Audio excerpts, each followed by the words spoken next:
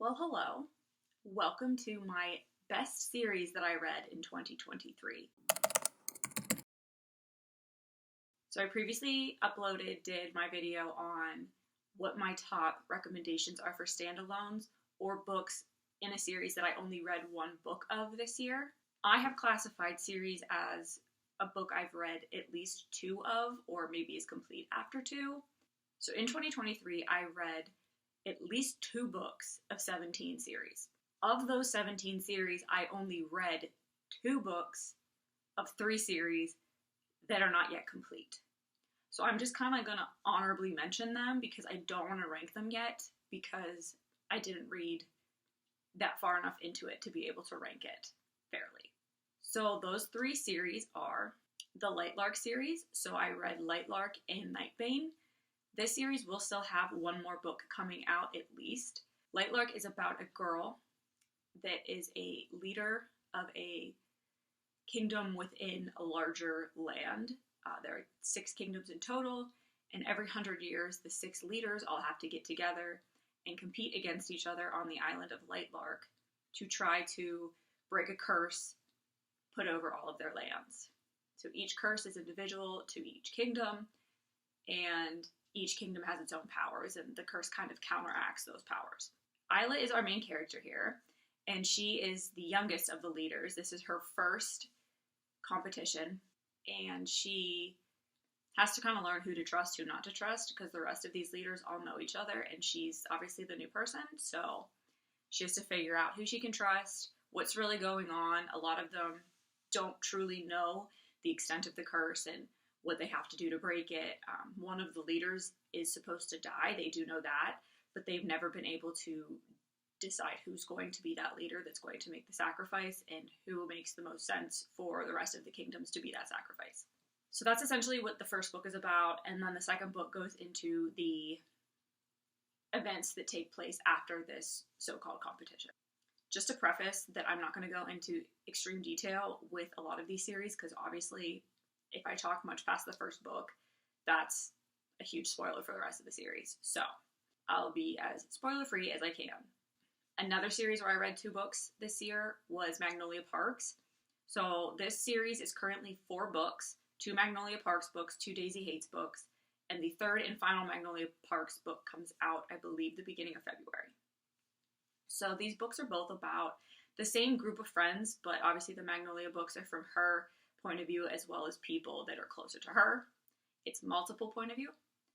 And Daisy Hates is the same way. It's about Daisy and her family and her friends, lovers, that kind of thing. And that's who the point of views are in that book. All in all, the best way to describe these books is just elite London society, and it's basically Gossip Girl, but make it London.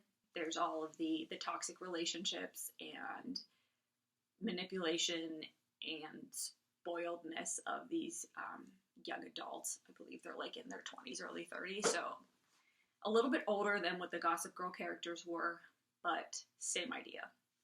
So that's pretty much the best explanation I can give to you there. There's a lot of toxic relationships that go on in these books, but Jessa Hastings manages to write these books in a way that it's so beautiful, and you actually are rooting for these characters regardless of the fact that you're like, this isn't right. So I do appreciate her for that. And the final semi-series that I read this year was the Crescent City series by Sarah J. Maas. So this is her newest series. There's only 2 books out so far. The third book, House of Flame and Shadow, comes out at the end of January, so that will be a priority read for me when the year starts. I loved these first 2 books. Right now, it's probably my second favorite series of hers, just because I did like it more than ACOTAR, but it's not complete enough yet for me to compare it to Throne of Glass, just because of how long that series is and the fact that it is complete. In this, we're following our main character, Bryce, and she is part human, part fae, and living in a city. It is an urban fantasy. And at the beginning, there's some tragic things that happen to her involving her friend Danica and a wolf pack, because Danica was a wolf. Basically learning the whole magic system of Crescent City in the first book, and all of the relationships and all these things that Bryce thought was true that weren't, and how that all ties into bigger things and bigger doings and secrets and corrupt government things that are going on in the first book. You also meet these people that are considered like prisoners of the government because they were rebels at one point. They fought against them, so they are kind of prisoners. They work for the government against their will. And our main character from that is Hunt. So I love Hunt.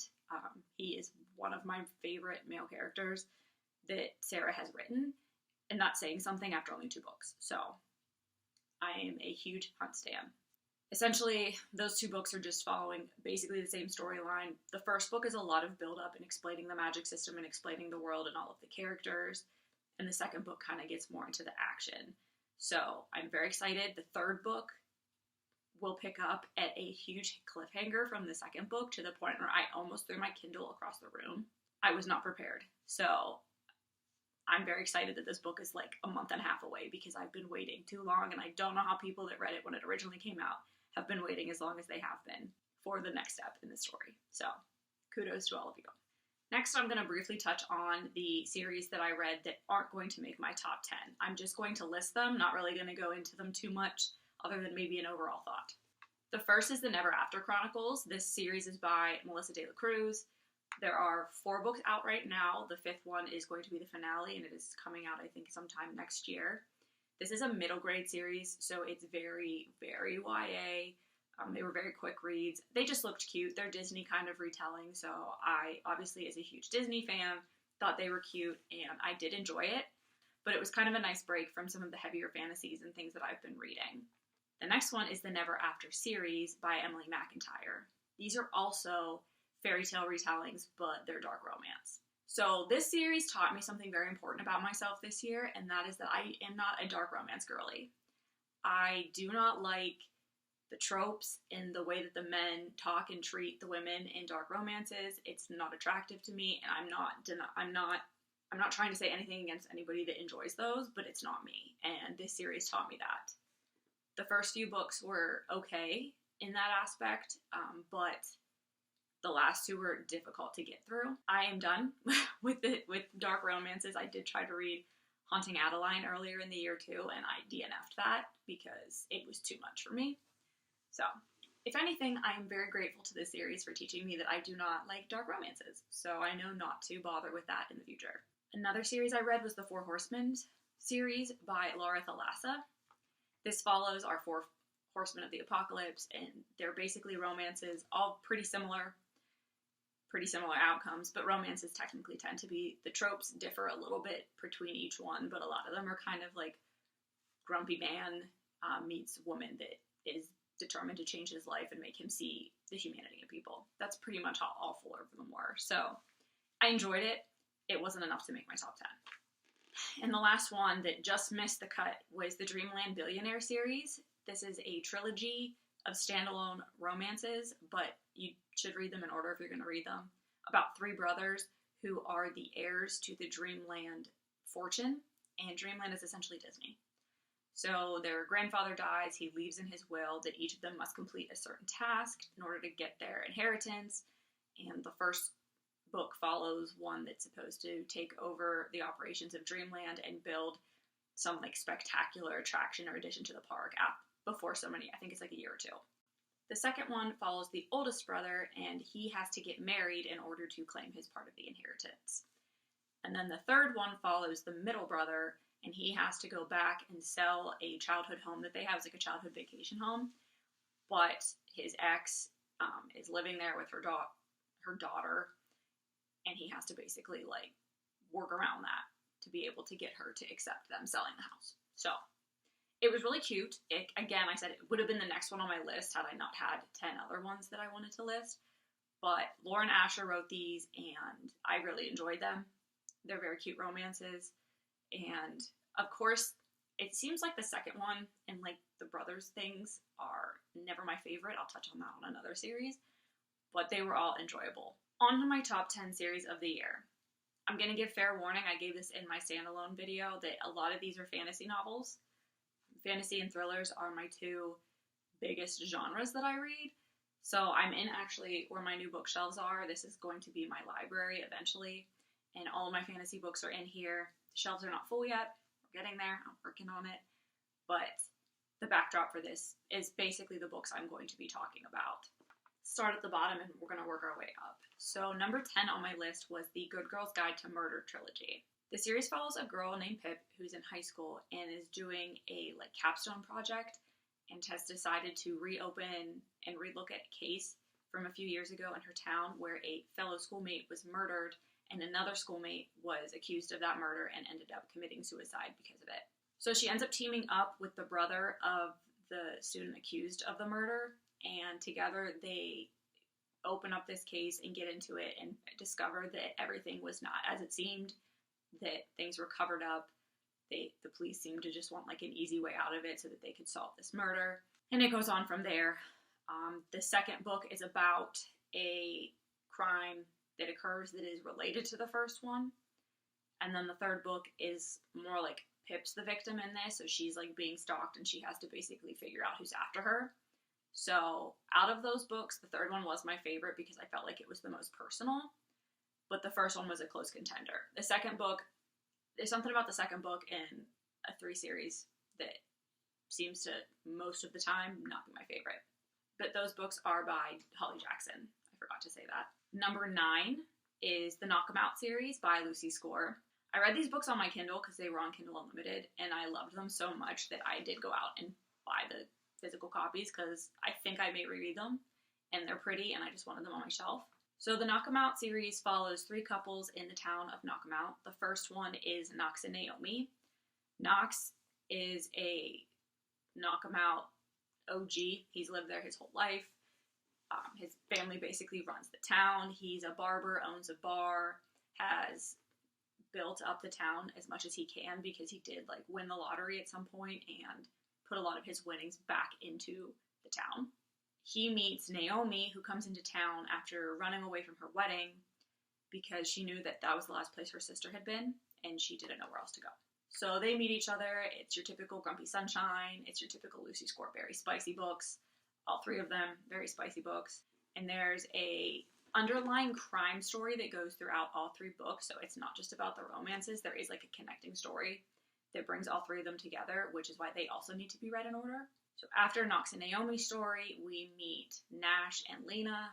Nash is Knox's older brother, and Lena is one of Knox's friends from the college era, his college time frame, who comes back into town to see him, but is also partially related to this crime understory that is happening. So this trope is more close proximity, forced friendship because they're forced to work through this together because Nash is the sheriff of the town, so he's obviously very involved in the police work of this, and he was greatly affected at the end of the first book by something related to this crime. So Lena kind of helps him through that. So there's a little bit of trauma bonding as well, but it is just close or forced proximity. And then the third book follows Lucian and Sloane. Sloane is the librarian of the town, and Lucian is now this powerful businessman who you see throughout the books because he's best friends with Knox and Nash, and he's kind of mysterious. You don't really learn a lot about him until this book, but you know that there's history between him and Sloane because there's a lot of tension and bickering between them in the first 2 books. So I was very excited for this one. Unpopular opinion, it's actually my favorite of the 3. A lot of people didn't like it. They were disappointed in it. I really enjoyed it. I liked their story. I thought it was them to a T based on the interactions we got with them in the first 2 books. So I was fine with it. It was my favorite of the 3, and that's the nice thing about books is that we all read and have opinions that differ. So the trope essentially for the last book is childhood friends to enemies to lovers to more kind of thing. So they do progress through different phases of their relationship, and you don't get a lot of firsthand, obviously, of their childhood, but you do get flashbacks. So you understand the relationship from when they were younger and what happened to make them hate each other now. The next series, number 8 on my list, was the Bill Hodges trilogy. These are 3 books by Stephen King that follow the same detective throughout all 3. Bill Hodges, he's a retired detective, and the first book, Mr. Mercedes, is about a crime that he was never able to solve when he was a detective.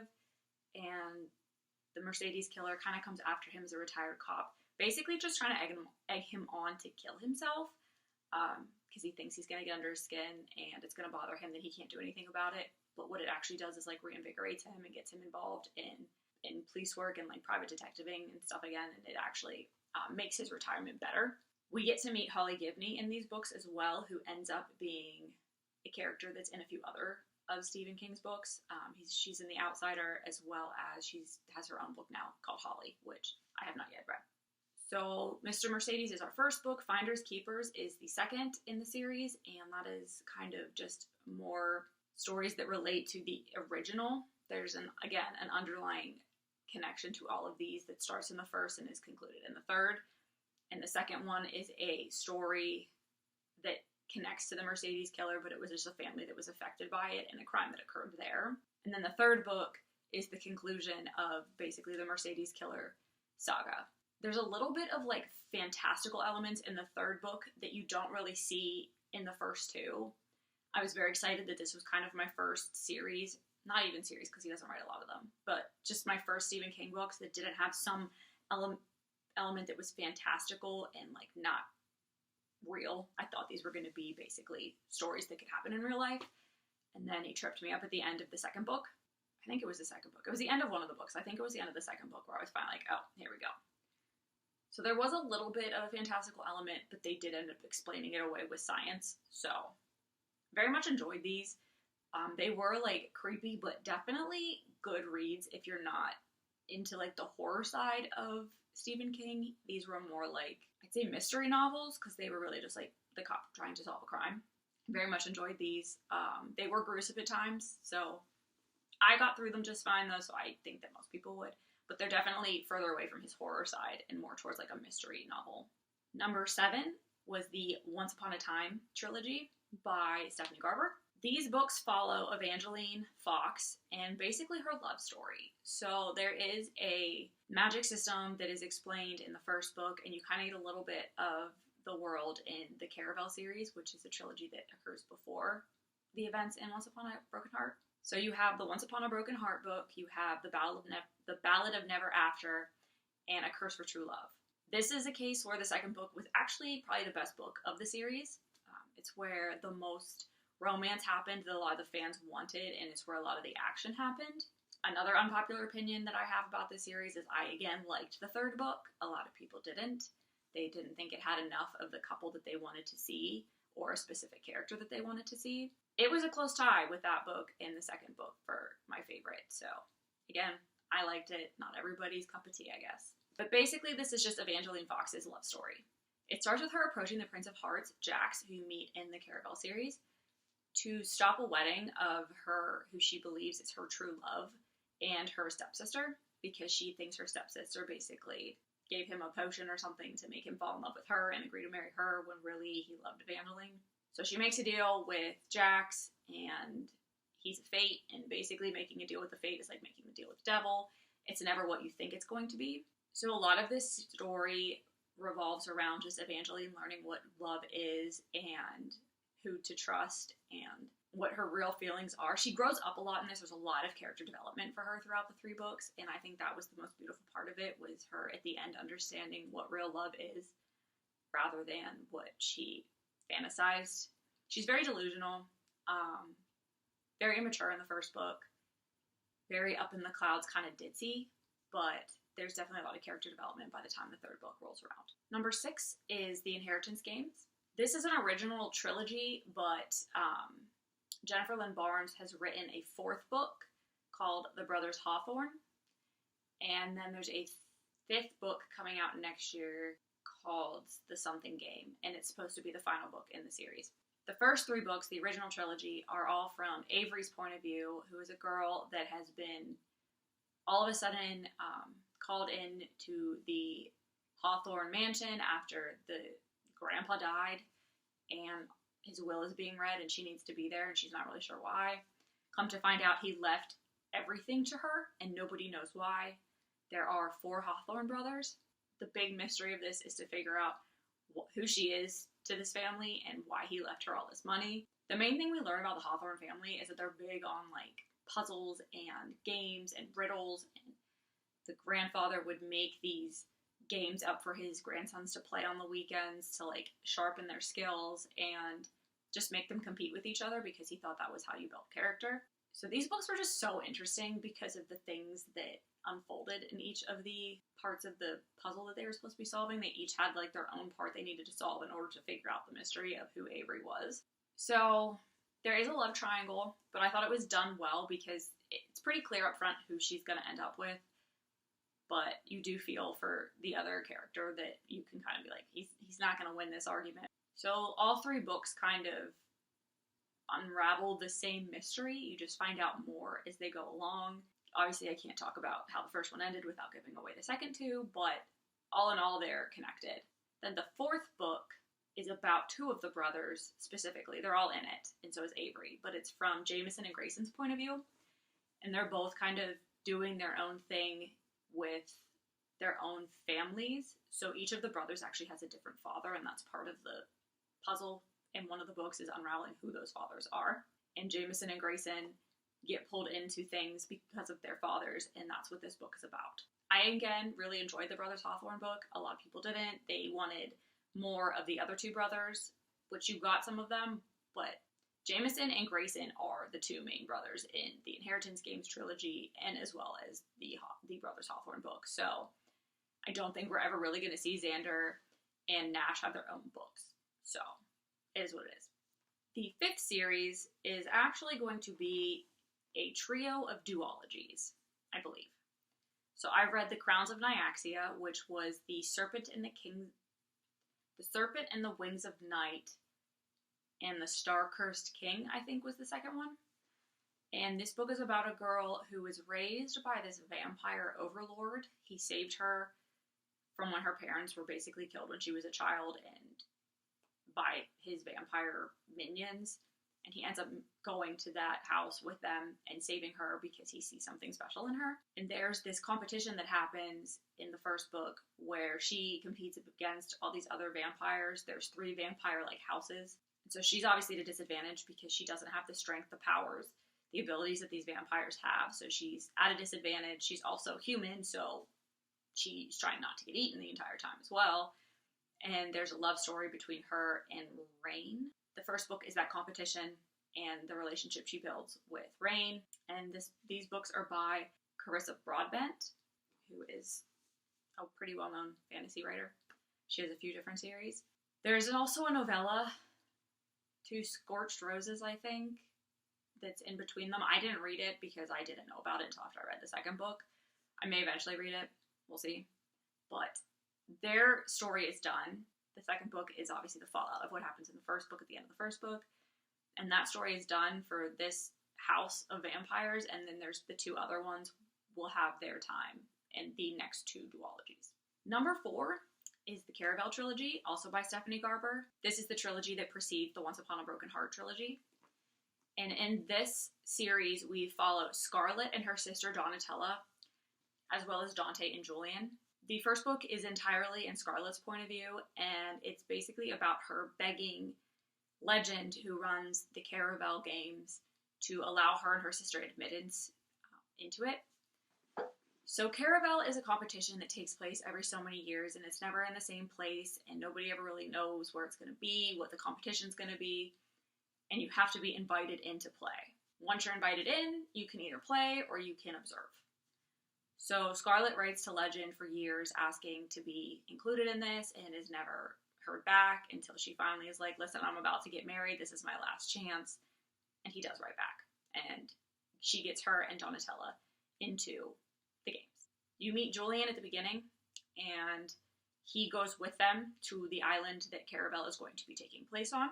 And they kind of have to knock Scarlet out to actually get her to go because she's second guessing everything. She's supposed to be married. She's betrothed. If she doesn't get back quickly enough to get married, then that's going to be a problem. Their dad's going to kill her, blah, blah, blah, blah. So she wakes up on a boat when they're outside this island. Donatella has already gone to shore, and Julian is waking her up to take her to shore. When they get there, Donatella is missing.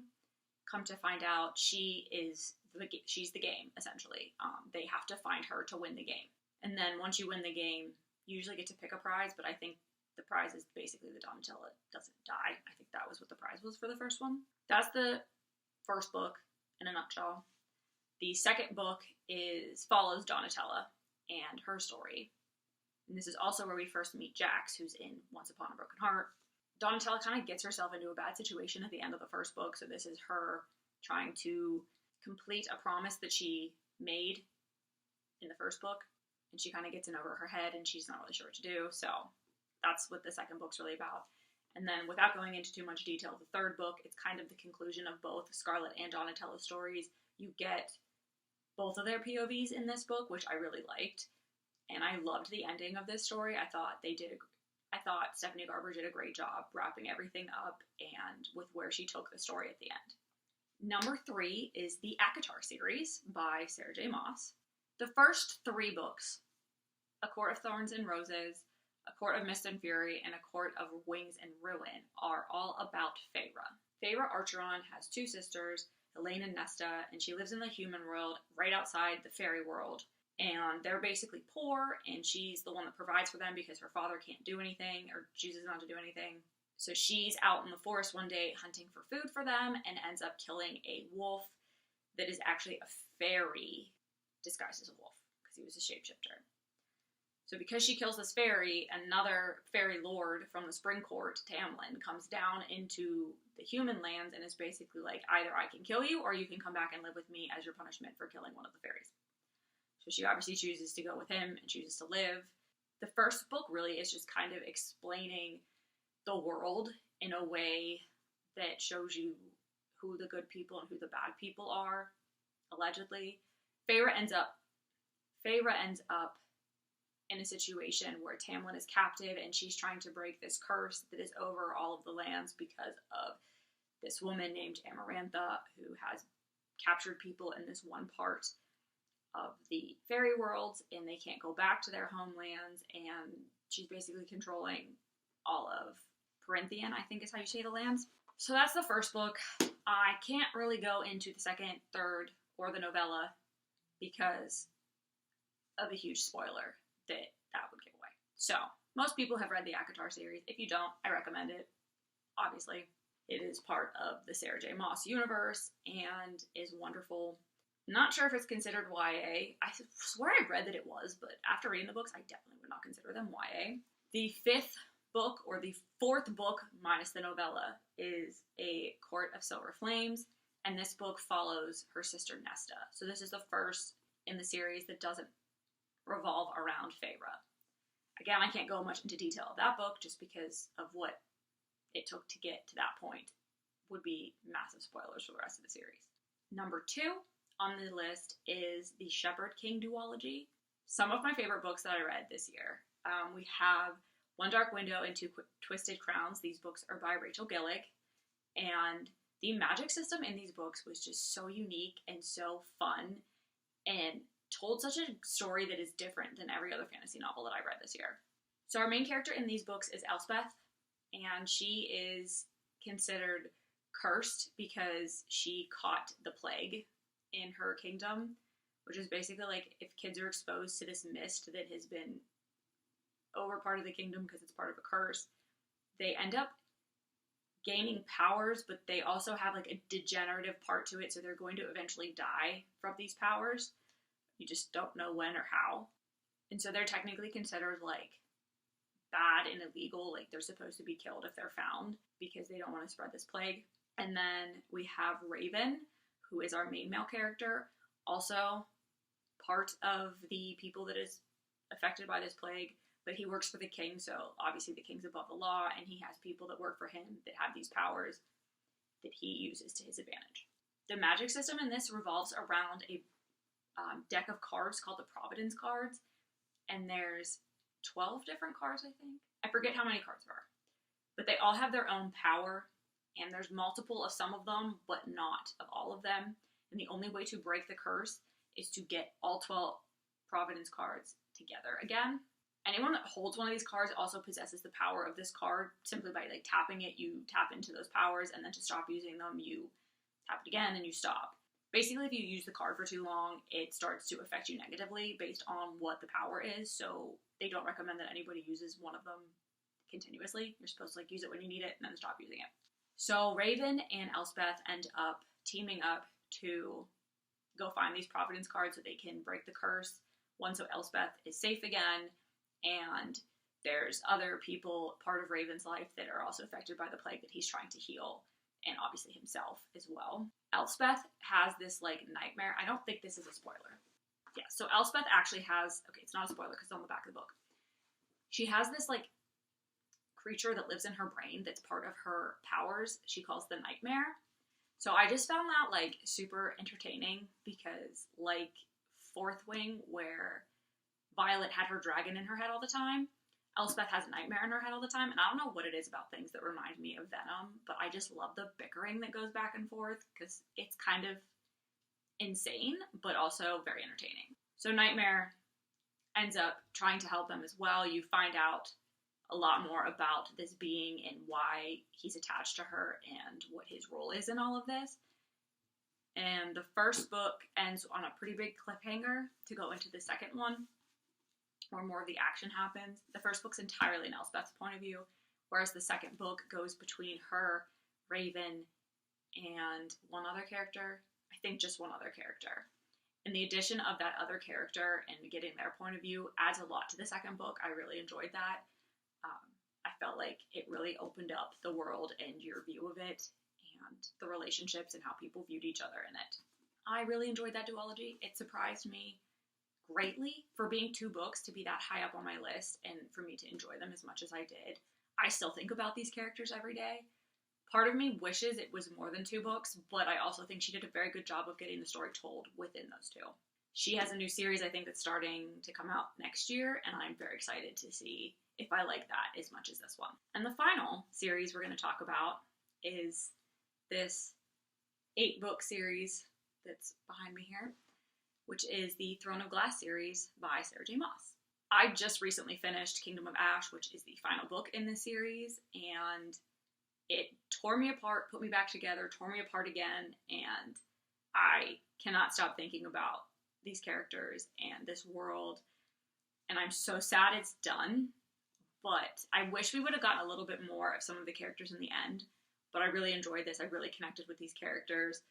Selena Sardothian is our main character. She's an assassin, a female assassin. She's like 16 at the beginning of these books, and she is the best female main character I've ever read about. I adore her. I want to be her. I think she's the perfect character. Honestly, she is fiercely protective of those that she loves, but she also has no problem telling someone when she thinks they're wrong, which I love. So this series follows Selena, and it starts off with her joining a competition to become the king's assassin, and it gets her out of a bad situation that she's in based on events that happened in The Assassin's Blade, which is a series of novellas that you can read at multiple different points in the series. I read it third. I wish I would have read it first, because a lot of it was spoiled for me by the time I went back and read it based on stuff that happened in the first 2 books. So, my personal opinion, read Assassin's Blade first and then go into Throne of Glass. But Selena's basically in prison at the end of The Assassin's Blade, the beginning of Throne of Glass, and she gets brought out of this prison to be able to compete to be the king's assassin. The series follows her as she figures out exactly who she is and power she's possessing and what's going on in this world and who's corrupt and why and who's really behind everything and how to defeat them and all that good stuff. So there is magic in this world, but it doesn't really come out until the second book. Crown of Midnight is when we first start to see powers and magic. Heir of Fire is when I think it really started to get good, which is the 3rd book if you don't count Assassin's Blade. But my favorite are probably Queen of Shadows, Empire of Storms, and The Kingdom of Ash, which are 3 of the last 4 books. Highly, highly recommend any Sarah J. Maas book. Read them, in my opinion, in the order of ACOTAR, Throne of Glass, then Crescent City. Crescent City is obviously the baby. Do not read that first. If you have not read any of these, do not read Crescent City first. You could probably read it second and be fine, but definitely read ACOTAR first, and then Crescent City or Throne of Glass, which is the order I did it, but I would probably recommend Throne of Glass and then Crescent. So that is the end of my series discussion of the year. Pretty much every single one of them that I read, at least a part of, and then obviously my top 10 ranked. So I hope I gave you all some good recommendations. maybe convinced you to read a series someone else has been trying to convince you to read for a while, or maybe convinced you not to based on how I explained it. I, again, think I had a very good reading year, and I'm excited to see some of these series progress, as well as what some of these authors come out with next. These are some of my favorite authors that I also just talked about, so hopefully there's more to come from them, even if it's different worlds, different universes, different characters. I'm very excited to get into some more series next year.